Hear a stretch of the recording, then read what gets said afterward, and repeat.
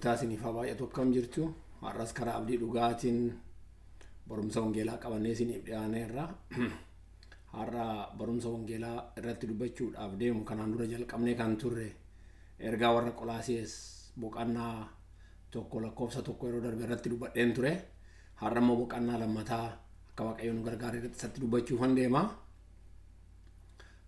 Waaqayyoon isin haa eebbisu. Akkuma kanaan dura si yaadachiisaa ture ergaa kana kan barumsa wangeelaa kana namootatti akka dabarsitan, namoonni akka dhagaan ittiin jajjabaatan. Maaliif jajjabinni hin jiru wangeela keessa, fayyinni kan jiru wangeela keessa. Kanaaf namootatti akka dabarsitan, namoonni akka dhagan akka gootan kabajaan isinitti himuun barbaada. Waaqayyoon isin haa eebbisu. Yeroo hundayyuu waan kana gootaniif nageenyi Gooftaa, eebbi Gooftaa si wajjin haa ta'u. Ergaa warra Qolosaayis kun egaa qabiyyee maalii akka qabu, yaada maalii akka of keessaa qabaatu yeroo darbe isinitti dubbachuuf yaaleen ture. Har'a immoo sumarraatti fufeen boqonnaa 1:2 dubbadhaa. Lakkoofsa 1 irraa jalqabee nan dubbisa. Akkas jedha: ani Phaawulos fedha Waaqayyootiin ergamaa Kiristoos Yesuus kanan ta'e Ximooxiyoos obboleessa koo wajjin kanan isinii caafu kootii jedha. Kanarratti dubbadheen ture yeroo darbe. Har'a kanarratti dubbadhu lakkoofsa 2 kanan dubbisa. Kanaan obboloota Kiristoos amananii Waaqayyoof qulqullaa'an mandara Qolosaayis jiraataniif nagaa koo nan dhi'eessa. Waaqayyoon abbaan keenya nagaa, ayyaana, nagaasaa isiniif haa kennu jedha. Ameen. Waaqayyoon ayyaana isaa, nageenya isaa hunduma keenyaaf haa kennu. Waaqayyoon isin haa eebbisu. Egaa kana gaafa ilaallu, ergaa kana gaafa laatteenyee ilaallu, warra Qolosaayis kun akkuma kanaan dura dubbanne kun warra Giriikii irraa dhufanii amantoota ta'anii, kun warra Israa'el irraa dhufanii waldaa keessa ta'anii dhufaatii baagiraawundii adda addaa qabaatan kanaan walitti haasaa adda addaa keessa akka turan ergaa kanarraa argina. Kanaaf jechi kun yookaan barreeffamni kun jalqabuma yeroo ka'u kanaan obboloota Kiristoos amananii Waaqayyoof qulqullaa'an ani mandara qulqullaa'an mandara Qolosaayis keessa jiraatan kanaafan barreessa. Isinitti himaa jira. Akkaataa ergaan kun itti jalqabame, hafuurri qulqulluun akkaataa ittiin dubbachaa jiru gaafa ilaaltani, yaada jarri kun keessa jiranii fi amantoonni kun keessa jiran maal keessa akka jiraatan, maal akka ta'uun isaan akkamitti akka of ilaaluu qaban, istaatasiin isaan ittiin ilaalaa jiran, akka of ilaaluu Waaqayyoon isaan ilaalaa jiru maal akka ta'e ergaa kana dubbii kanarraa argitu. Kanaaf jaroonni jiraatan kun maali? Obboloota warra Kiristoosin amananiidha, kan Kiristoosin qulqullaa'anidha. Mandara Qolosaayis jiraatu of course nagaa Waaqayyo isinitti dhaama. Jaroonni kun Waaqayyo abbaa keenyatiin ayyaana isaa, nageenya isaa isiniif haa kennu. Kadhannaan koo kana, barsiisuun koo kana, hafuurri qulqulluun kana isinitti dubbata jechuu isaati. Kana egaa yeroo ilaallu as keessatti haala amma keessa jirru, waldaa jirru keessatti, fellowship jirru keessatti, kristinaa yookaan amantummaa keenya qabnu keessatti of ilaaluu dandeenya jedhee ilaala. Kanaaf as keessatti ergoota jira waan tokko kaasee isinitti haa dubbadhu. Maali Waaqayyoon akkaataa kanaan jara kanatti dubbate gaafa jennee yaadnu, akkaataa haala isaan keessa jirantu, amantaa isaan keessatti qooda fudhataa jirantu chaalenjii gurguddaa qaba. Qabaachuu duwwaa miti, gara fuulduraallee qabaachuuf deema. Isaanii duwwaa miti, har'a warra amma jenereeshinii kana keessa jirruuf amantoota amma jiraniifillee hafuurri qulqulluun ergaa kana, barumsa kana, jajjabina kana nutti dubbachuudhaaf hafuurri qulqulluu waan kana dubbate jennee yaaduu qabna jedhee yaada. Maaliif inni tokko waan as keessatti arginu maali? Warra qulqullaa'an kan jedhu kana ilaalame. Warra qulqullaa'an. Namoonni kun qulqullaa'e kan jedhu kun waan xurii qabutu qulqullaa'a. Xurii qabaachaa turre, xuriin mudaa qabaachaa turre, xuraayina qabaachaa turre. Karaa Kiristoosiin mudaan keenya hin cabe, xuriin keenya hin qulqullaa'e. Akka cabbii caalaa Waaqayyoon nu addeessee nu qulqulleesse. Maaliif? namoota qulqulloolee turre. Obboloota Kiristoos amanuudhaan qulqulloofnedhan. Qulqullina kan jedhamu kun nama xurii qabu, nama mudaa qabu, saba mudaa qabu, waan mudaa qabu tokko Waaqayyoon qulqulleesse jechuudha. Waaqayyootu nu qulqulleesse, ulfinni isaaf haa ta'u. Egaa warri qulqulloofne kun qulqullinni keenya kun fannoo irratti ta'e gooftaa keenya Yesuus Kiristoos fannoo irratti ol ba'uudhaan nu qulqulleesse dhiiga isaa gannaquudhaan nu qulqulleesse cubbuu keenya dhiqe bakka keenya adabame qulqullummaan isaa gara keenya darbe jireenya isaatti nutti darbe ulfinni isaa haa ta'u. Kanaaf warra qulqulloofne jedhamnee waamamuu keenya nutti himaa jira macaafni qulqulluun kun warra Qolaasiyes kanattis kana himaa jira. Isin warra qulqullooftani mudaan qabdani kissiin isin irra hin jiru macaafa Roomee boqonnaa 8:1 namoota Kiristoosiin qulqullaa namoota Kiristoosiin fayyanin firdiin isaan irra hin jiru darbee jira. Namoota Kiristoosiin qulqullaaniif jireenya bara baraatu jira. Amantaa Kiristoosiin nama amananiin jireenya bara baraa qabaata.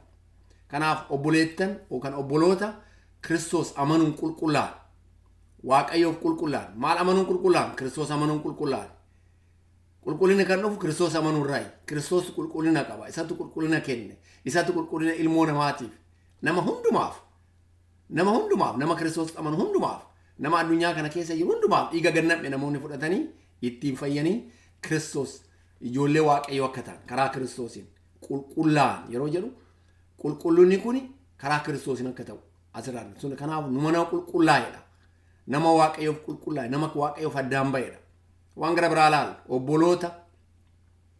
obboloota kan jedhu kun maal jechuu isaati amma isin bakka adda addaati yoo dhuftaniyyuu Giriik irraa yoo dhuftaniyyuu warra Israa'el irraa dhuftan obboloota amma achisin obboloota tokko obbolummaan kun karaa fooniin jiraachuu mala obbolummaa foonii wajjin dhalatan haadha tokkorraa abbaa tokkorraa dhalatan hanaasaa inni jiru as akkas miti abbaa tokkorraa hafuura tokkorraa dhalattani isin obboloota Kiristoos amanuudhaan immoo amantani isin obboloota har'a olaalaal mees keessatti har'as keessatti olaalaal obboloota yeroo jedhu obboloonni karaa Kiristoos hin fayyani akkamitti wallaaluu qabu obboleen akkamitti wallaala gaafa rakkate nama walitti fiigu gaafa wanni adda addaa ta'e nama wal danda'u wal baatu even maatii rakkoon qunnamee maatiin odoo ijoolleerraa du'anii obboleeyyan kun wal gargaaranii inni hangafni ishiin hangafni wal guddisu hambeennu seenaa keessatti kana nama fooniitiin jechuu kooti har'a garuu ija afuratiin dubbii kana olaallu kan kana caaludha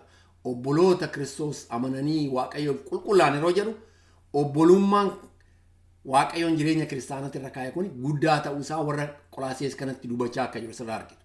Kanaaf isin hanqulqullooftaniidha garuu obboleeyyan isin obboloota dhiiraa taatan dubartii taatan Israa'el irraa ta'u Giriik irraa ta'u fageenya irraa dhiyeenya irraa ta'u isin obboleewwan obboloota ija kanaan wal ilaala. Maaliif nama qulqullaa'e kanatu ija qulqullinaatti wal ilaala mudaa wal irratti lakkaa'uu hin danda'a. Bara san rakkoo ture warri kun warra nama waaqatii warri kun nama waaqarraa fagaatan jedhanii walitti haasa'uu ture kun hundi darbeera isin bakka barbaadanii koottaa bakka barbaadanii dhufaa isin har'a warra nama Kiristoosiif qulqullaan obboloota waldaa tokko keessa ayyaana tokko keessa nageenya tokko keessa warra jirtanii jedhee hafuurri qulqulluun namoota kanatti dubbachaa jira. Egaa isa kana duwwaa miti amantaadhaan jedha amantaadhaan amanuudhaan waa'een amantaa dubbii guddaadha. Qolaasiyes boqonnaan tokko lakkoofsa 4 irratti waanuma kanaa dubbata. Egaa Waaqayyoon amannee akka fayyinu Waaqayyo beennee akka fayyinu Kiristoos qulqullina kennu beennee akka fayyinu ayyaana Waaqayyoon nagaa Waaqayyootiin akka jiraannu Waaqayyoon amantaadhaan nu fayyise ulfinni isaaf haa ta'u. Kanaaf amanamtoota maaltu nu amansiise Kiristoos jireenya isaa nuu kennu namoota amanamtoota Kiristoosiif dhaaban cuburraa nu qulqulleessee jireenya bara baraa nu kennee Waaqayyoon nu fo'ate ulfinni isaaf haa ta'u. Ergaa Qorontos jalqabaa boqonnaa tokko lakkoofsa 2 olaalta waanuma kana argitu. Kanaaf Waaqayyoon jireenya keenya qulqulleesse. Qulqullaa'uu duwwaa miti obboleeyyan nu godhe. Obboleeyyan nu taasisuu duwwaa miti amantaa nuu kenne. Amantaa nuu kenne ulfinni isaaf haa ta'u. Kanaaf warra Qolaasiyes kanatti isin obboleeyyan Kiristoositti amanuun fayyitanii warra qulqullooftanii Waaqayyoon abbaan keenya immoo ayyaana isaa nagaa isaa isiniif haa baay'isu hafuurri qulqulluun kana isinitti dubbachaa jira jedhee jaroota kanatti dubbachuu isaa argina. Gara biraatiin waa'ee ayyaana Waaqayyoo dubbata.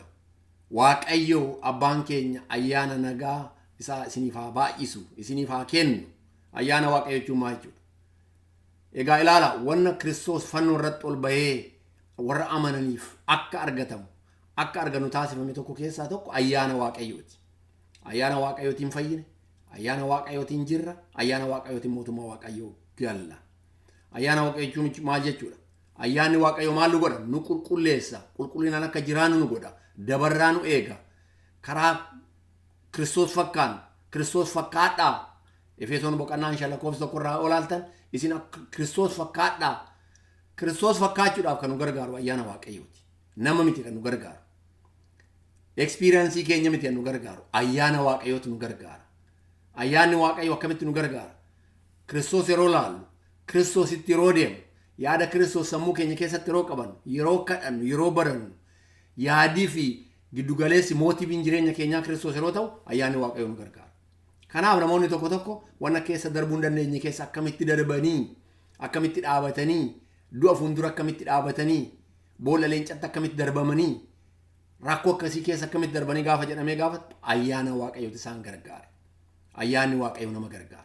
Otoo dhibaman namoonni tokko tokko dhibee isaanii irraanfatanii, otoo namoonni isaan rakkisan rakkina isaan irraanfatanii, dukkana ta'ee otoo jireenya isaaniitti irratti seexanii waan adda addaa dubbatu isaan irraanfatanii, ayyaana Waaqayyootiin waa'ee Kiristoos duwwaa dubbatu, jireenya Kiristoos galateeffachiisu duwwaa jiraatu. Ulfinni Waaqayyoof haa ta'u. Kanaaf ayyaanni Waaqayyoo jireenya kiristaanaa keessatti dubbii guddaadha. Warra Qolaasees kanaaf ayyaana Waaqayyoo isaan irratti waamaa jira fuula qulqulluu. Ayyaana Waaqayyoo jireenya keessan keessaa baay'atu, jireenya keessan haa lalisiisu, jireenya keessan haa badhaadhessu, jireenya keessan haa jabeessu. Isin obboleewwani, isin warra qulqullooftani, warra qulqullaa'e kanaaf, Kiristoos warra amantan kanaaf ayyaanni Waaqayyoo isiniif haa baay'atu. Ayyaanni Waaqayyoo jireenya keessan keessatti haa guddatu. Isantu isin guddisa, isantu si eega, isantu jireenya keessan jijjiira. Isaan jedhe isaanitti dubbata. Ulfinni Waaqayyoof haa ta'u. Kanaaf ayyaana Waaqayyoo kanaan dhaabattu, ayyaana Waaqayyoo kanaan jiraattu, ayyaana Waaqayyoo kanaan deemtu. Macaafa Roomee boqonnaa 1:7 soo argitan kanuma argina. Macaafa Roomee kana ayyaana Waaqayyoo jireenya warra Roomee kana rakkachaa warra ture kana mootummaa Roomaa jalatti amantaa isaanii rakkina adda addaa keessa ture warri kun duubatti deebi'an kanaan ayyaanni Waaqayyoo sin dhaaba, ayyaanni Waaqayyoo sin jiraachisa. Waaqayyo abbaan keenya, gooftaan keenya Yesuus Kiristoos ayyaana nagaa isiniif haa kennu jedhee isaanitti dhaamu. Roomee boqonnaa 1:7 gaafa ilaaltan waanuma warra Qolaasees kanaa wal fakkaata. Kanaaf ayyaanni Waaqayyoo isiniif haa ta'u, ayyaanni Waaqayyoo isin wajjin haa ta'u, ayyaanni Waaqayyoo isin haa dhaabu, ayyaanni Waaqayyoo isin haa jiraachisu. Ayyaana Waaqayyoo malee jiraachuu hin dandeenyu. Saba Waaqayyoo barakan. Amantaa kiristaanaa irratti waraanni gaggeeffamu tokko jiraate maali? Teeknikii namoonni dubbatanii, barumsa yookaan experience namoonni dubbatanii namoonni kiristaanonni jiraachuu barbaadu bara kana. Wanni kun hojjechuu hin danda'u. Ayyaana Waaqayyootu nu jiraachisa. Ayyaanni Waaqayyoo maal hojjeta? Ayyaanni Waaqayyoo isa Kiristoos fannoo irratti ol bahee qulqullina keenyaaf ayyaana isaa nuu kennuuf mudaa keenya fudhatee dhiiga isaa gannaqee du'aa illee ka'ee jireenya keenya hunduma jabeesse ayyaanni Waaqayyoo kana nu yaadachiisa. Kiristoos maal hojjete? Nu du'e. Du'aa miti, du'aa ka'e. Du'aa ka'uu duwwaa miti, jireenya bara baraa akkamitti akka gallu nutti hime. Kanaaf ayyaanni Waaqayyoo kana nu yaadachiisa. Isin nama lafa kanaati, keessummoota. Lafa kanarra yeroo jiraattan akka namaatti, akka nama keessummaatti jiraadhaa. Wanni lafa kanaa wanna yerooti. Ayyaanni Waaqayyoo kana nutti hima. Ayyaanni Waaqayyoo wanni lafa kanarratti waa yerooti, waan namni hojjetu. Namoonni tokko tokko waan irratti hojjetanuu hin beekan. Tokko tokko warran amanne mootummaa ta'uu danda'a, namoota dhuunfaa ta'uu danda'a, guruppii ta'uu danda'a, even amantoota ta'uu danda'a yeroo tokko tokko waan hojjetan hin beekan waan ta'eef. Ayyaanni Waaqayyoo garuu nu gargaara, nu jabeessa, nu dhaaba. Ayyaanni Waaqayyoo jireenya keenya jijjiira jechuu isaati. Warra Qolaasees kanatti yeroo dubbatu. Kanaaf waa'ee ayyaana Waaqayyoo sirratti arguudha. Ayyaanni Waaqayyoo isin haa jabeessu, ayyaanni Waaqayyoo isin wajjin haa ta'u, ayyaanni Waaqayyoo gara keessan haa goru. Kanaaf egaa isin obboloota Kiristoosin amantanii Waaqayyoof qulqullooftan yeroo jedhu mandara Qolaasees warra jiraattan, lokeeshinii Qolaasees kana keessa warra jiraattan bakka amma jirutti dabaluu dandeenya. Bakka barbaanne bakka jiraannu, lokeeshinii barbaanne addunyaa kanarra bakka jiru. Ayyaanni Waaqayyoo obboloota Kiristoos sin amanannee qulqulloofne bakka barbaanne jiru hundumaaf, bakka barbaanne jiraannu hundumaaf Waaqayyoo abbaan keenya ayyaana nagaasaa nutti dubbachaa jira. Har'allee jechuukooti. Ulfinni isaaf haa ta'u. Kanaaf ayyaanni Waaqayyoo jireenya keenya maal godha? Hin jijjiira. Jireenya keenya maal godha? Hin dhaaba. Jireenya keenya maal godha? Hin gabbisa. Jireenya keenya maal godha? Kiristoos akka beenu nu godha. Hafuura qulqulluu akka beenu nu godha. jireenya hafuura qulqulluun akka jiraannu nu godha. Ulfinni isaaf haa ta'u. Kanaaf jireenyi amantootaa akkaataa kanaan deema, akkaataa kanaan dhaabata jedhee Waaqayyoon jireenya keenyatti kan dubbatuuf. Efesoon boqonnaa 1:1 soo laalle kanu nageenyi Waaqayyo isiniif haa ta'u. Ayyaanni Waaqayyo isiniif haa ta'u. Maaliif nama ayyaana Waaqayyootiin dhaabatetu Waaqa beeka. Nama ayyaana Waaqayyootiin jiraatetu Waaqayyo galateeffachuu danda'a. Obboleewwaniif qulqullaa'an warra taane gidduutti warra jiraniif eebba ta'uu danda'a. Waaqayyo galateeffachuu danda'a. Itti deebi'ee waa'ee kana haasa'a. Kanaaf yeroo dubbii kana laallu gaa jireenya keenya keessatti har'a ergaa warra Qolosaayis kunii maal dubbachaa jira kan jedhu irratti otoo dubbadhe gaarii ta'a jedhee yaada. Egaa iyyuu ayyaanni Waaqayyo jireenya keenya keessa akkamitti akka baay'atu, nagaa Waaqayyo jireenya keenya keessatti akkamitti akka baay'achuu irra jiraatu gaafa teenye ilaallu. Inni jalqabaa hubachuu nurra jiraatu, poozeeshinii keenya beekuu nurra jiraatu. Nuyi nama fayyeedha, nama Kiristoos beekedha. Obboloota Kiristoosin amananii qulqullaa warra jedhamu kana keessatti namoota lakkaa'amnudha. Amma kana wallaaluun jira amantoota gidduu. Obboloota walii ta'uu wallaaluun jira amma har'a yeroon taa'ee yaadu. Wal balleessuu, wal ari'uu, walirratti duulu, maqaa walii balleessuu, dhiifama walii gochuu dhiisuun obboleewwan foonii walirratti hin hojjennu kana. Waan namni afuuraa walirratti hin hojjenne keessattuu namni foonii hagana walirratti hin hojjetu. Yeroo tokko yeroo laallu obboleeta taanee otoo jirru daba walirratti hojjetamu, wal kuffisuu walirratti gaggeeffamu, maqa xureessa walirratti gaggeeffamu, dhiifama walii godhuu walirratti gaggeeffamu, dabni adda addaa fellowship yookaan waldaa kiristaanaa keessatti gaggeeffamu daangaa qaba jedhee yaadu. Garuu ayyaana Waaqayyootu kana keessa illee nu jiraachise, ulfinni isaa haa ta'u. Nuuf han ta'u garuu obboloota Kiristoosin qulqulloofne waan ta'eef, Kiristoos amanuun qulqulloofne waan taaneef qulqullina Waaqayyoon nuu kenne kana akka obboleeyyaniitti waldaa kiristaanaa keessatti akka dhaaban, akka jiraan yaada Waaqayyooti. Kanaan godhummoo ayyaana Waaqayyooti. Ulfinni isaa haa ta'u. Nagaa nuu kennayu kanarra darbe. Nagaa nuu kennaayu. Nagaan jireenya amantootaatiif hagam akka barbaachisaa ta'e beekna. Nagaan lafa addunyaa kanaaf hagam akka barbaachisaa ta'e beekna. Addunyaan kun dhabee rakkachaa kan jiru nagaadha. Horii dhabe miti, qabeenya dhabe miti, namoonni qabeenya dhaban miti. Of course qabeenya dhabuun jira. Hunda caalaa ilmoo namaatti barbaachisaan ta'e nageenya sammuuti. Nageenya abdii bara baraati. Nageenya abdii jireenya gara fuulduraati. Sabni tokko abdii hin qabu taanaan, biyyi tokko abdii hin qabu, namni tokko abdii hin qabu taanaan nagaa qabaachuu hin danda'u. Nageenya hin qabu taanaan fayyaa hin qabu. Fayyaa hin qabu taanaan waan irra jiru rakkoo guddaa keessa seena. Kanaaf Waaqayyoon nagaan isiniif haa baay'atu. Nagaan isiniif haa ta'u. Nama nagaa qabutu nagaa namatti dabarsuu danda'a. Har'a amantoonni nagaa qabaachuutu nurra jiraatu. Nu gidduutti ijoolleen keenya kana nurraa arguu qaba. Ollaan keenya kana nurraa arguu qaba. Bakka baanee galutti kun nurraa mul'achuutu irra jiraata. Nagaa afuurri keenya afaan hin dubbachuu duwwaa miti. Jireenyi keenya kana himuutu irra jiraata nageenya. Rakkoon nurra ga'u. Dhiibban adda addaa yeroo nurra ga'u. Even natural wanni ta'e dhibeen adda addaa yeroo nurra ga'u nageenyi keenya hagam boora, hagam jeeqama. Namoonni nu jaalannu yeroo gara Gooftaa deeman nageenyi keenya hagam boora. Nageenyi Waaqayyoon nu kenne garuu sammuu namaa darba, onnee namaa darba. Waan namni yaadu oli nagaa Waaqayyo inni sammuu namaa, onnee namaa darbu sun isiniif haa ta'u. Ergaa warra Filiphisiyoos. Nagaa Waaqayyo nuuf haa baay'atu. Nagaa Waaqayyo isiniif haa ta'u. Namni halkan rafuudhaaf, boruu isaa yaaduudhaaf nagaa qabaachuutu irra jiraata. Nagaa namni hin qabne waan boruu yaaduu hin danda'u. Nagaan namni hin qabne waan boruu yaadee namatti haasa'uu hin danda'u. Kanaaf amantaan Kiristiinaa yookaan amantaan garaa Gooftaa keenya Yesuus Kiristoos hin arganne amantaa obboleettummaa qabu, qulqullina qabu, ayyaana qabu, nagaa namatti dabarsuu qabu, ayyaana Waaqayyoo namatti dabarsuu qabu. Yeroon kana dubbadhu amma ayyaana Waaqayyoo namatti dabarsaa jira. Ayyaana Waaqayyoon namatti dubbachaa jira. Of course ayyaanni kan Waaqayyoo, galanni kan Waaqayyoo, namnis kan Waaqayyooti, galanni isa Waaqayyooti. Isa duwwaa miti nageenya namatti dabarsaa jira. Nageenyi kunis Waaqayyooti. Galanni isa Waaqayyooti. Kanaaf nageenya Waaqayyo irraa fuune namatti dabarsina. Hafuura qulqulluutu kan akka goone nu kaa'e. Har'a garuu akkaataan keessa jiru, wani nu keessa oollee bulu, wani namatti nu dubbannu maal qaba of keessaa kana ulaaluun baay'ee barbaachisaa ta'a jedhee yaada. Namoonni amanne mataan isaa jechuu kooti.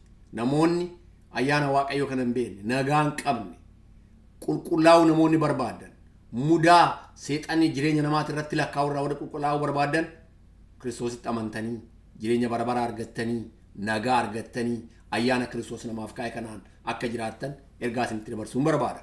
Maaliif kanan arganne taanaan jireenya bara baraa qabaachuu hin dandeenyu. Jireenya bara baraa qabaachuudhaaf qalbii keenya diddiirachuu, cubbuu keenya Waaqayyo fuulduratti dhiifnee yaa Waaqayyo ati nu dhiisi jechuu, karaa Kristosiin amanuun dhiiga Kristosiin nan amana, fayyina Kristos kennutti nan amana, warra qulqullaa'aa keessatti lakkaa'ama, ayyaana Waaqayyooti nan jiraadha, nama nagaa qabuun ta'uu barbaada. Na fayyisi jennee Waaqa fuulduratti namoonni hin amanne dhiyaachuu akka dandeenyu waamicha isinii gochuun barbaada. Maaliif nagaa Waaqayyoon kennu kana koottaa qodadhaa. Ayyaana Waaqayyoon namaaf kennu kana rakkina keessatti, bu'aacee keessattuu bara kana. Karaa adda addaatiin jireenya namaa wanna ol baasee gabbuusu kana keessatti ayyaanni Waaqayyoo akkasiin dhaabu, ayyaanni Waaqayyoo akkasiin jiraachisu, ayyaanni Waaqayyoo jireenya keessan hundumayyuu baagala keessan akka eegu. Koottaa Kristositti amanaa warri naman. Nu amantaa namatti himnu kuni amantaa fayyina qabu, amantaa jireenya qabu, amantaa practically jireenya namarratti geeddaramsa fiduudha. Amantaa nu dubbannu amantaa akkanumaan samii irratti dubbannee yookaan immoo amantaa akkanumaan jireenya namaa waa tokko hin tuqnee miti. Amantaa nu namatti lallabnu, amantaa wangeelaa, amantaa jireenyaati, amantaa ayyaana qabu, amantaa nageenya fidu, amantaa qulqullina fidu, amantaa namoota gidduutti obboleettummaa uumu isa namatti dubbanna. Kanaaf warroonni hin amanne waamicha isinii gochuu barbaada gara Kristos koottaa ayyaana kanaan nageenya kanaan jabaadhaa fudhadhaa itti dhimma baasin jechuun barbaada.